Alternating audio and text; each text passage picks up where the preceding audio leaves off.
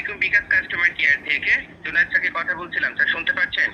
জি ভাই, পাচ্ছি ভাই, বলেন। সম্মানিত গ্রাহক, আমরা আন্তরিকভাবে দুঃখিত বিষয়টির জন্য। যে কোনো একটি এজেন্ট প্রতিনিধির একটি অর্থ টাকা মিথ্যা হওয়ার কারণে আপনার অ্যাকাউন্টের বিরুদ্ধে একটি অভিযোগ করা হয়েছিল স্যার। বিষয়টি কোনো দোকানদার আপনাকে কল করে জানিয়েছিল? হ্যাঁ, বিকাশ প্রতারক হতে সাবধান প্রিয় শুভাকাঙ্ক্ষীগণ। আপনারা যে সমস্ত বিকাশ প্রতারক আছে দেখেন, দেখেন এই নাম্বার, এই যে লাস্টে ওরা এই ফোনে হচ্ছে কি SMS পাঠায়, পাঠানোর পরে বলে যে 20,300 টাকা পাঠাইছে ভুলে আমার ছোটো ভাই, আমি দোকানে ছিলাম না, আমি বিকাশে কমপ্লেন করছি, আপনাকে বিকাশ থেকে ফোন দিবে, এই সে হ্যান ত্যান ভক্কর চক্কর কত কথাবার্তা বলে দিয়ে পরে দেখেন এই আননোন নাম্বার থেকে কী লিখে দেন। সম্মানিত বিকাশ গ্রাহক, আপনার অবগতির জন্য জানানো যাচ্ছে যে সুস্পষ্ট অভিযোগের ভিত্তিতে আপনার অ্যাকাউন্টটি লেনদেনটি সাময়িকভাবে স্থগিত থাকবে।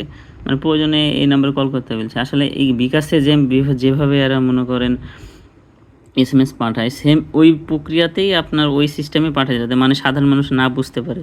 আসলে বছরকার দিন কার কত টাকা আছে অ্যাকাউন্টে জানি না, তবে এইসব বিকাশ প্রতারক হতে সাবধান আপনারা।